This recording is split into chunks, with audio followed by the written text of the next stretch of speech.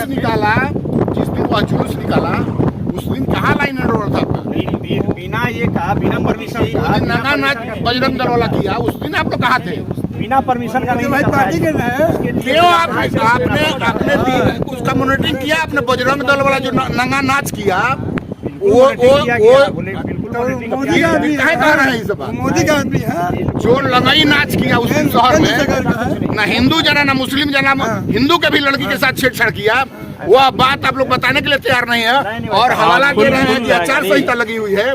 इस परिस्थिति को आप लोग रोक करके परिस्थिति को पैदा कर रहे हैं। आप लोग ऐसी कुछ है नहीं, लेकिन जब रोकिएगा तो ये हालात पैदा होगी ही। लोगों को बाहर से लग रहा है कि बहुत बड़ी घटनाएं हो गई है और बहुत कुछ सब कुछ हो गया है, लेकिन वहाँ कुछ नहीं है। लेकिन आपने हवाला चुनाव का दिया है, चुनाव पर आपने क्यों निकलने दिया जुलूस को? उसी दिन चुनाव का हवाला देकर के आपको रोकना चाहिए था। यादव का आगमन था और नासिक में उनको रोका जा रहा है, क्या मामला है? देखिए, आज उनका कार्यक्रम था, जो हालात सासाराम की परिस्थिति और वहाँ के प्रशासन के द्वारा जो किया गया, वह 30-31 तारीख को एक जो जुलूस निकाला उन्होंने रामनवमी के उपलक्ष्य में, उस दिन सासाराम में जो परमिशन जिस प्रशासन ने दिया, चाहे जिला पदाधिकारी महोदय दिए हो चाहे जिसने भी दिया हो, वह उसमें सारा 90% बजरंग दल वाले उसमें शामिल थे और बाहर से बुला करके, दूसरे स्टेट से, महाराष्ट्र से, गुजरात से और उत्तर प्रदेश से बुला करके, और वह लोकल तो पहचाने में नहीं आ, रात में मोटरसाइकिल से आ रहा है, 2-3 बम लेकर के उसमें डाल दे रहा है आपको, जो है सो उसके गैरेज में, उसके घर में, और हगामा स्टार्ट कर, वही हगामा कर रहा है। और मुसलमान के नाम पर जो किसी को गाली दे रहे हैं, रमजान का पवित्र पर्व है, उस पे किसी के घर पे आप गाली दे रहे हैं, अगर वह कुछ बोल रहा है तो तुरंत हिंदू मुस्लिम का राइट करा। पहचान हम प्रशासन से आग्रह करना चाहते हैं कि पहचान तो हो गई है कि कौन लड़का है और कौन नहीं है, किसके घर के वाले लोग हैं, लेकिन जात के नाम पर, धर्म के नाम पर, मुसलमान के नाम पर किसी को टारगेट आप कीजिएगा, यह बात तो आपको पहले सोचना चाहिए था। चूंकि रमजान भी शुरू हो रहा था और आपका रामनवमी भी था, तो प्रशासन को उसी समय जुलूस के शक्ल में परमिशन नहीं देना चाहिए था। आपने माइक लगवा के और जो नंगा नाच किया सासाराम के शहरों में, कोई किसी हिंदू की भी बेटी थी, मोटरसाइकिल से गई थी जुलूस देखने के लिए। किसकी है इसमें? गलती किसकी है? इसमें प्रशासन की गलती है और सरकार की गलती है, और भारत सरकार ने एक सुनियोजित साजिश के तहत प्रशासन यहाँ का समझ नहीं पाया, और नहीं समझने का देन हुआ। अभी नया नया लड़का है डीएम यहाँ का, हालात और परिस्थिति को वह समझ नहीं पाया, और उसका देन हुआ कि इस लड़का को कुपभाजन बनाया जा रहा है। यह लड़का विशुद्ध रूप से इसके समय में जब से डीएम बना और यहाँ आया, इसको जानकारी ही नहीं है कि शासन और प्रशासन कैसे चलाया जाता है, किस हालात और परिस्थिति में देश को और राज्य को, जिला को चलाया जाता है। आज इसको बाधक लोग, आज पप्पू यादव जी जो जन अधिकार पार्टी के राष्ट्रीय नेता हैं, जो अध्यक्ष हैं, आज वह आकर के सद्भावना हम लोग देना चाहते थे। एक सासाराम में श्राद्ध थी, 13वीं में जाना था, आज उनको लाइन एंड ऑर्डर के सवाल पर कि सद्भावना बिगड़ जाएगी। अभी हम प्रखंड विकास पदाधिकारी नासिरगंज से हम लोगों ने पूछा, थाना प्रभारी लोगों से पूछा, उन्होंने कहा कि से एमएलसी का चुनाव बीता है, उसकी गिनती नहीं हुई है, आचार संहिता लागू है, इसको लेकर के पप्पू यादव जी को रोका जा रहा है। तो हम लोग प्रशासन पर और भारत सरकार पर दोषारोपण करना चाहते हैं कि जो सासाराम की जो हालात परिस्थिति पैदा किया है, और ऐसे सौहार्द वातावरण की स्थिति को पैदा करने के लिए हम लोग वहां जा रहे थे। आज इस जिले में घुसने नहीं दिया जा रहा है, इस नासिरगंज के मेन बॉर्डर पर रोका जा रहा है। इसको लेकर के जन अधिकार पार्टी बहुत बड़ा आंदोलन करने जाएगी। और जो रोहतास का जो बच्चा डीएम है, उस दिन इसको पता था कि जिस दिन लाल पियर हरियर वाले को तुम बैठा करके चेंबर में बैठाते थे, बजरंग दल वाला जिस दिन अमित शाह का प्रोग्राम हुआ है, उसी दिन से लाल पियर हरियर वाले डीएम साहब के दरबार में जाकर के बैठना स्टार्ट किया।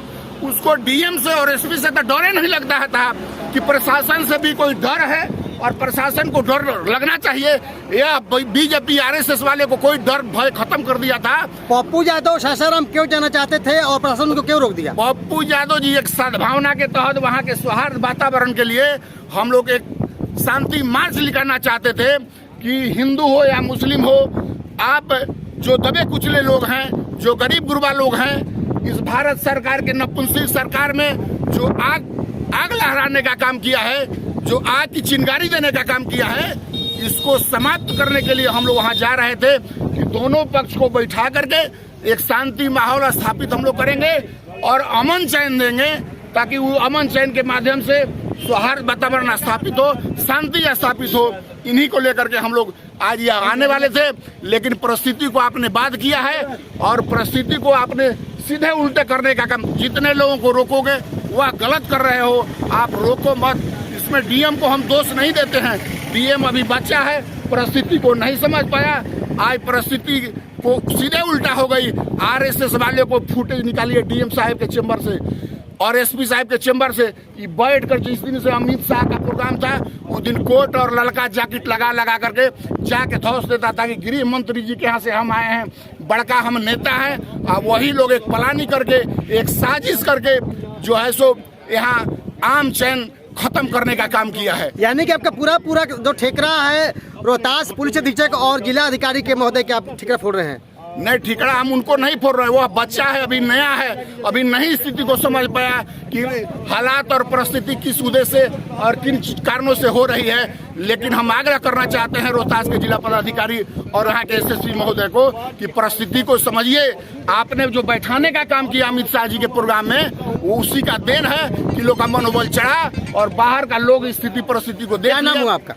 हमारा नाम लाल साहेब सिंह, हम जन अधिकार पार्टी के प्रदेश महासचिव हैं कि बैंक सैटरडे संडे से बंद है, 1 अप्रैल को बैंक बंद है, एटीएम से पैसा नहीं निकल रहा है, इंटरनेट बंद है, फोन पे से पैसा नहीं जा रहा, मार्केट में पूरा पैसा खत्म है, सारा मार्केट ठप है। कैसे लोग जी रहा है और इसकी कब सामान्य स्थिति होगी, इसकी गारंटी सरकार कब देगी, प्रशासन कब देगी? रोज बम फेंका जाएगा, ये आपसी द्वंद्व होगा और रोज जिला के तमाम सुदूर इलाके में रहने वाले लोगों का भी इंटरनेट बंद कर दिया जाएगा।